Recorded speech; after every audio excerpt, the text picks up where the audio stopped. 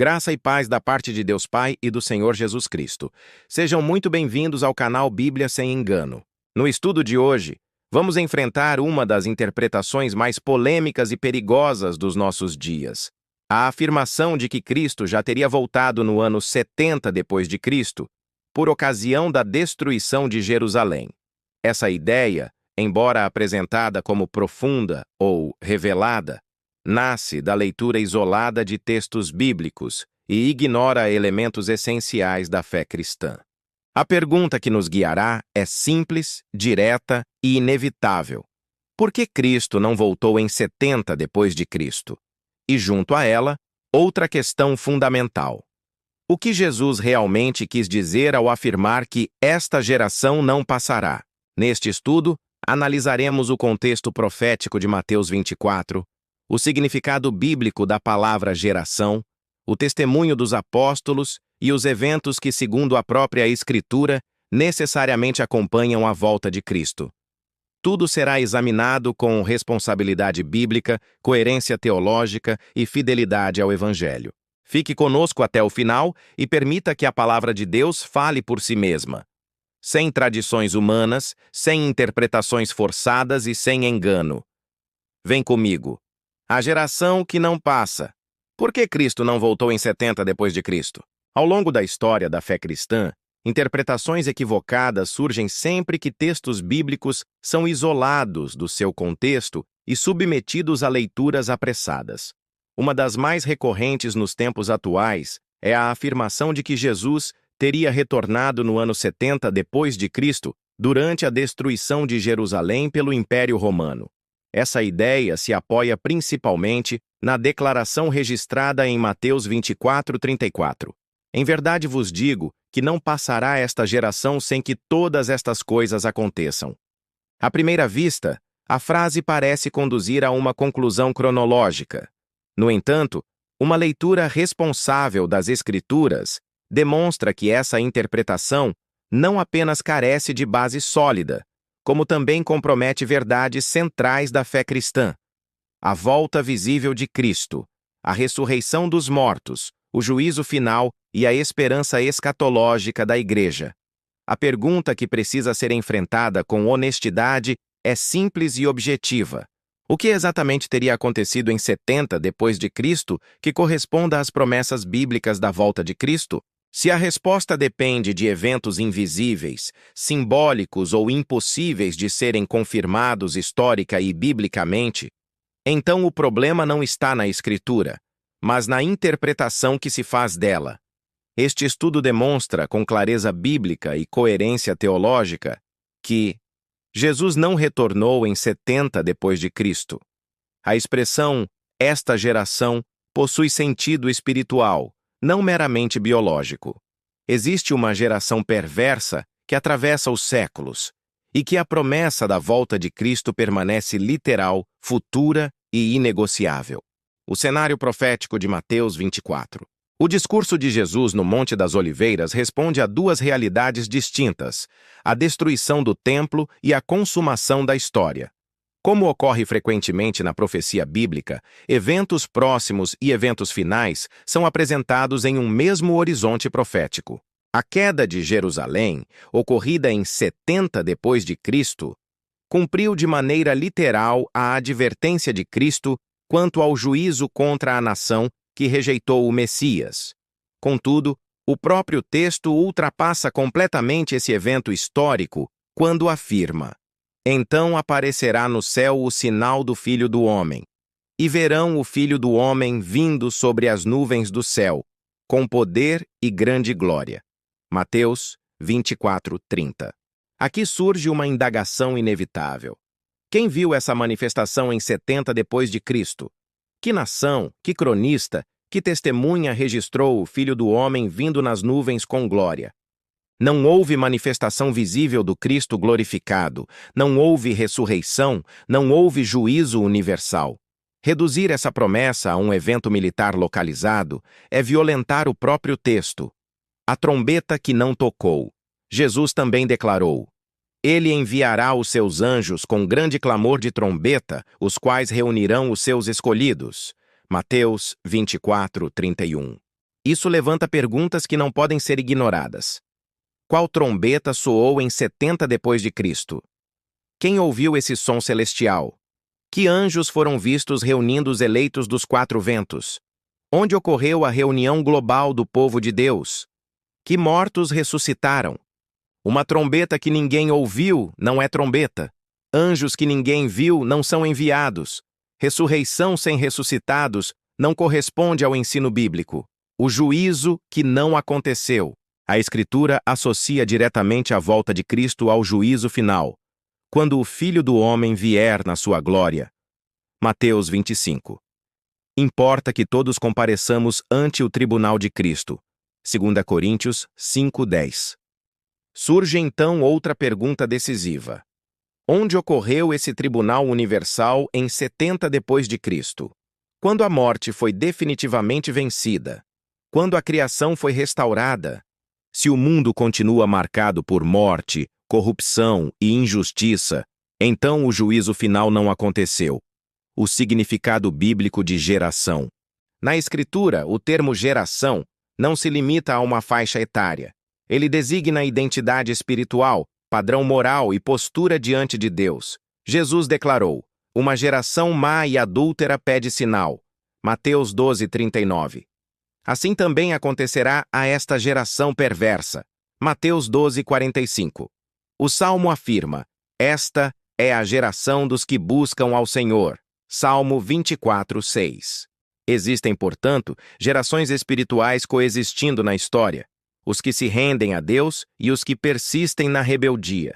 Quando Jesus afirma que esta geração não passará, ele declara que esse padrão espiritual de incredulidade permanecerá ativo até que todas as coisas se cumpram. A incredulidade desapareceu após 70 depois de Cristo? O engano religioso cessou? A rebeldia humana foi extinta? A resposta é evidente. A permanência da geração perversa. A Escritura jamais promete um progresso espiritual global antes da volta de Cristo. Nos últimos dias, sobrevirão tempos difíceis. 2 Timóteo 3:1. O amor de muitos esfriará. Mateus 24:12. Quando vier o Filho do Homem, achará fé na terra? Lucas 18:8. Essa geração manifesta-se por meio da religiosidade vazia, da manipulação da fé, da negação da verdade, da idolatria do poder e da mercantilização do sagrado. Ela atravessa culturas, impérios e sistemas religiosos. Essa geração não desaparece. Ela é confrontada e finalmente julgada. O testemunho apostólico confirma uma volta futura. Os apóstolos, escrevendo após os eventos que culminaram na destruição de Jerusalém, continuam afirmando a esperança da vinda futura de Cristo. Paulo declara: o Senhor mesmo descerá do céu, e os mortos em Cristo ressuscitarão primeiro. 1 Tessalonicenses 4:16. Pedro afirma: os céus passarão com grande estrondo. 2 Pedro 3:10. João proclama: eis que vem com as nuvens, e todo olho o verá. Apocalipse 1:7. Como todo olho viu algo que ninguém registrou? Como se espera aquilo que já teria acontecido? A expectativa apostólica jamais foi simbólica, invisível ou meramente histórica. Os riscos de negar a volta futura de Cristo. Negar a segunda vinda literal de Cristo não é detalhe secundário. Essa distorção enfraquece a esperança cristã, relativiza o juízo, compromete a vigilância espiritual e favorece a acomodação moral. Quando a escatologia é corrompida, a ética cristã também se degrada. A Igreja perde o senso de prestação de contas diante de Deus e abre espaço para lideranças autorreferentes e doutrinas instáveis. Portanto, Jesus não voltou em 70 depois de Cristo. O que ocorreu naquele ano foi um juízo histórico contra Jerusalém, conforme anunciado por Cristo. A promessa da sua vinda gloriosa, porém, permanece intacta. A expressão "esta geração" aponta para uma geração espiritual perversa que permanece ativa até que o plano de Deus seja plenamente consumado. O mal não se dissolve com o tempo. Ele é vencido pela intervenção soberana de Deus. A volta de Cristo será visível, corporal, gloriosa e universal. Este Jesus há de vir assim como para o céu o vistes ir. Atos 1:11. Até esse dia, a Igreja permanece firme na verdade, vigilante na fé e inabalável na esperança. A geração perversa ainda existe, mas o reino de Cristo reina e triunfará. À luz das Escrituras, a conclusão é clara e inescapável. Jesus não voltou em 70 depois de Cristo. O que ocorreu naquele ano foi um juízo histórico contra Jerusalém, conforme o próprio Cristo anunciou. Porém, a sua vinda gloriosa, visível e universal permanece futura. A expressão "esta geração" não se limita a um grupo biológico do primeiro século, mas descreve uma geração espiritual perversa, marcada pela incredulidade, pelo engano religioso e pela rejeição da verdade. Uma geração que atravessa os séculos e só será definitivamente julgada na consumação do plano de Deus. A trombeta não soou, os mortos não ressuscitaram, o juízo final não aconteceu e todo olho não viu o Filho do Homem vindo nas nuvens com poder e grande glória. Portanto, a esperança cristã permanece viva, firme e inegociável. Como a Escritura declara, este Jesus há de vir assim como para o céu o vistes ir. Atos 1:11.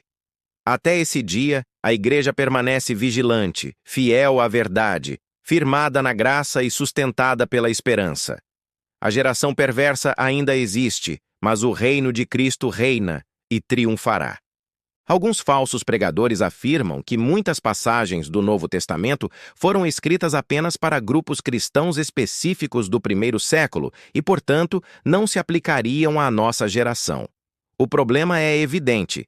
Se essa lógica fosse verdadeira, todo o Novo Testamento deveria ser descartado, pois ele inteiro foi escrito há quase 2000 anos. Os Evangelhos, as cartas apostólicas e o Apocalipse foram direcionados a comunidades reais e históricas: Corinto, Roma, Galácia, Éfeso, Tessalônica.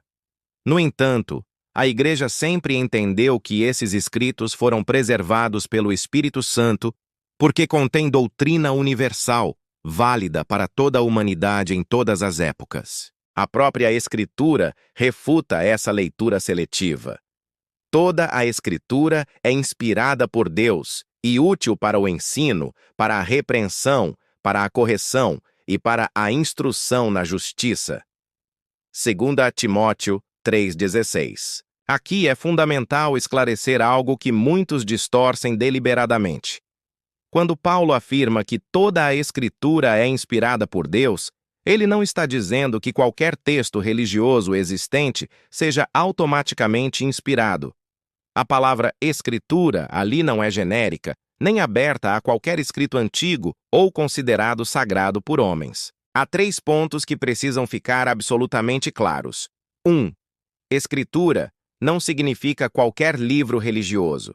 Se fosse assim, o Alcorão, os Vedas, textos gnósticos ou escritos filosóficos antigos também teriam de ser considerados inspirados, o que é um absurdo bíblico. Inspiração não é definida por antiguidade nem por uso religioso, mas pela origem divina confirmada pela revelação. 2. Paulo não está falando de textos fora do testemunho apostólico. No contexto do Novo Testamento, Escritura passa a incluir os escritos reconhecidos pelos apóstolos, os evangelhos e as cartas apostólicas. Pedro deixa isso cristalino ao afirmar que as cartas de Paulo são escrituras, segundo Pedro 3:15-16, colocando-as no mesmo nível da revelação divina permanente. O próprio Novo Testamento autentica a si mesmo como palavra inspirada. 3. O Antigo Testamento só tem valor enquanto aponta para Cristo. O Antigo Testamento só pode ser chamado de Escritura na medida em que testemunha de Cristo. João 5:39. Fora dessa função, ele não pode ser utilizado como pacto vigente nem como fonte normativa independente para revelar o caráter pleno de Deus. A revelação final, perfeita e definitiva do Pai está em Jesus Cristo, pois quem vê o Filho, vê o Pai. João 14:9. À luz disso, Não é biblicamente coerente afirmar que tudo o que está registrado no Antigo Testamento reflete diretamente a vontade perfeita ou o caráter moral de Deus. Jesus jamais ordenaria guerras santas, massacres ou práticas que contradizem o amor, a graça e a verdade reveladas nele. Um mandamento como não matarás, que é sistematicamente violado dentro do próprio sistema mosaico, não pode ser usado como prova de coerência moral absoluta daquele pacto. Vemos claramente em outros estudos aqui no canal Bíblia Sem Engano que o Antigo Testamento somente é considerado escritura enquanto aponta para Cristo e revela a falência da lei, da violência, do mérito humano e do sistema sacrificial. Fora dessa leitura cristocêntrica, ele não pode ser elevado à condição de padrão moral final, nem de pacto válido. O critério absoluto da revelação divina não é Moisés, nem a lei, nem a história de Israel. É Jesus Cristo. Por isso, Jesus e os apóstolos não validam qualquer escrito antigo, mas apenas aquilo que procede de Deus, aponta para Cristo e é confirmado pelo Espírito. Portanto, quando Paulo diz toda a Escritura, ele se refere exclusivamente à revelação reconhecida por Deus, não a qualquer texto antigo, religioso ou tradicional. Inspiração não é rótulo histórico, é selo divino. E os próprios apóstolos escrevem conscientemente para além da sua geração. Pois tudo o que dantes foi escrito, para nosso ensino foi escrito. Romanos 15:4. Se aceitarmos a tese de que a Bíblia não foi escrita para nós, então, a salvação deixa de ser anunciada hoje. A ética cristã perde seu fundamento. A esperança da volta de Cristo se dissolve, e cada geração passa a reinventar o Evangelho. Essa interpretação não é humildade bíblica, é relativização da verdade. Ela serve apenas para neutralizar textos incômodos, especialmente os que falam de juízo, vigilância, perseverança e da volta futura de Cristo. A Bíblia foi escrita em um contexto histórico específico, mas para um povo eterno. Ela foi inspirada por Deus, preservada pelo Espírito Santo e confiada à Igreja até a consumação dos séculos. Qualquer ensino que tenta limitar a autoridade do Novo Testamento à sua geração original não liberta, confunde. E onde há confusão, Deus não está. 1 Coríntios 14:33. Se este estudo edificou sua fé, compartilhe com outros, fortaleça-se na palavra e permaneça firme no verdadeiro Evangelho. Que a paz do Senhor Jesus esteja com você.